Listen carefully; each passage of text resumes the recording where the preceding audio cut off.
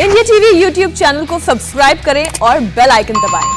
पश्चिम बंगाल की मुख्यमंत्री ममता बनर्जी वर्सेस केंद्र सरकार का लेटेस्ट चैप्टर जारी है। इस जंग में नई खबर यह है कि कल तक पश्चिम बंगाल के मुख्य सचिव रहे अलपन बंदोपाध्याय अब ममता सरकार के मुख्य सलाहकार के तौर पर काम करेंगे, लेकिन अब इन पर केंद्र सरकार एक्शन ले सकती है। Department of personal and training ने बंदोपाध्याय को कारण बताओ नोटिस जारी किया है। उन्हें आज सुबह 10 बजे तक दिल्ली रिपोर्ट करने को कहा गया था, लेकिन आज भी वो दिल्ली नहीं पहुंचे।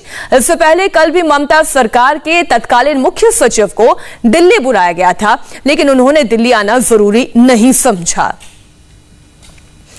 अब स्थिति यह है कि एक अधिकारी पर केंद्र वर्सेस ममता की जंग छिड़ गई है। आईएएस अधिकारी पर केंद्र और बंगाल सरकार में टकराव बढ़ गया है। कार्मिक मंत्रालय ने बंगाल के पूर्व मुख्य सचिव को नोटिस भेजा है। अलपन बंदोपाध्याय को कारण बताओ नोटिस जारी किया गया। मंगलवार सुबह 10 बजे तक उन्हें दिल्ली रिपोर्ट करने का ऑर्डर दिया गया। इससे पहले बंगाल के मुख्य सचिव पद से अलपन बंदोपाध्याय रिटायर हो गए और सीएम ममता बनर्जी ने उन्हें अपना मुख्य सलाहकार बना दिया।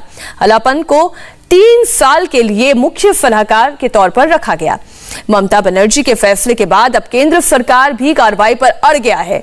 अलपन के रिटायर होने के बावजूद कार्रवाई पर विचार किया जा रहा है। उनके खिलाफ चार्जशीट भेजकर उचित कार्रवाई की जा सकती है। केंद्र वर्सेस ममता के विवादों की लेटेस्ट टाइमलाइन अब आपको समझाते हैं। 28 मई को पश्चिम बंगाल में एक अहम मीटिंग हुई। ये मीटिंग यास तूफान की समीक्षा के लिए थी। पश्चिमी मेदिनीपुर में प्रधानमंत्री नरेंद्र मोदी ने खुद मीटिंग की, लेकिन इसमें मुख्यमंत्री और मुख्य सचिव आधे घंटे की देरी से पहुंचे। इसके बाद मुख्य सचिव को दिल्ली बुलाने का ऑर्डर जारी किया गया और फिर उन्हें दिल्ली बुलाने पर केंद्र और ममता सरकार में ठन गई। अलपन पर केंद्र सरकार का ऑर्डर सीएम ममता बनर्जी को इतना नागवार गुजरा कि उन्होंने इसे पीएम मोदी पर हमले का एक नया हथियार बना लिया।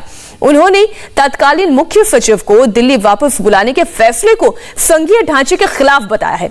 अब इसके जवाब में बीजेपी ने भी ममता को संविधान का पाठ पढ़ा दिया है। What message Modi government is giving to the country? They want to create disaster for the federal structure. Why the chief secretary to SDO, SDO to BDO, the central government, whenever they will desire, they will call them.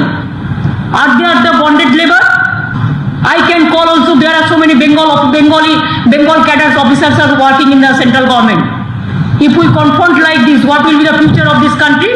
Mr. Prime Minister, Mr. Busy Prime Minister, Mr. Mon Ki Baat Prime Minister, what you want? What you want to finish me? Can you do it? Never. All India services के service conduct rules के मुताबिक यदि किसी विषय पर